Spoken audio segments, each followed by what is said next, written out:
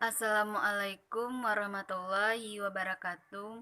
Perkenalkan, nama saya Sisi Susanti, NIM 18230048, jurusan akuntansi, mata kuliah Seminar Akuntansi Keuangan, dosen pengajar Bapak Febriandi Ananda SEMSI. Di sini saya membahas tentang kontrol proyek berdasarkan aplikasi timbal balik dari FAIR dan diperoleh metode manajemen nilai. Yang pertama, pembahasan teori yang terkait dengan tema.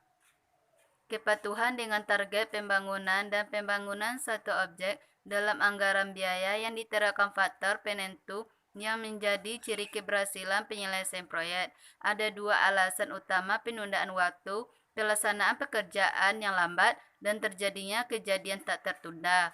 Mekanisme kegagalan, kegagalan pengirim material dan struktur, kondisi cuaca ekstrim, bencana alam, keadaan darurat, kecelakaan. Yang kedua, kasus yang dibahas sesuai dengan tema. Dalam kasus pertama, ada beberapa tren dalam hal backlog yang biasa dilacak dan prediksi. Alasan kedua penundaan waktu itu tidak sengaja. Jika pekerjaan selesai lebih cepat dari yang direncanakan, maka biaya akan naik. Juga jika pekerjaan dilakukan sangat lambat, adalah sedikit peningkatan yang diamati. Oleh karena itu, perlu diperhatikan nilai pekerjaan tersebut tergantung pada durasi kinerjanya. Yang ketiga, objek penelitian atau sampel penelitian. Dalam hal terjadi kegagalan persyaratan, diperlukan adanya kompromi antara percepatan pelaksanaan satu pekerjaan dan menghemat biaya sumber daya tambahan dalam proses konstruksi. Diajukan untuk menggunakan metode modalan probabilistik untuk mengatur waktu. Karena implementasi yang lambat, pekerjaan dapat dijelaskan secara matematis.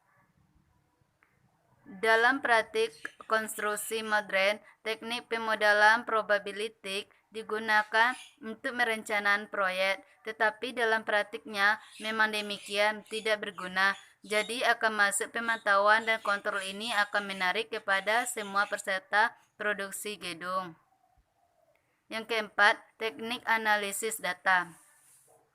Menggunakan metode Unit Value Management dapat menilai secara akurat pelaksanaan proyek pada kenyataannya tanggal dibandingkan dengan rencana awal. Menurut jadwal biaya, kita melihat bahwa sebenarnya yang menentukan tidak sesuai dengan nilai pekerjaan pelaksanaan serta lebih tinggi dari biaya yang direncanakan. Ini menunjukkan perlunya perubahan dalam proyek, namun hasil yang diperoleh pada tanggal sebenarnya adalah tahap yang sudah lewat, sehingga perbaikan harus dilakukan terkait dengan pelaksanaan kegiatan di masa mendatang. Yang kelima, hasil penelitian.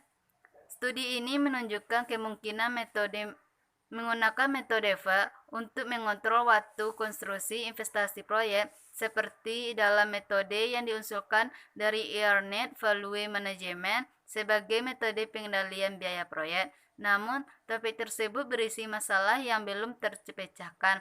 FAIR metode untuk mengontrol dan mengelola proyek konstruksi, serta untuk memperluas metode manajemen nilai yang diperlukan menghitungkan kemungkinan sifat probabilistik biaya.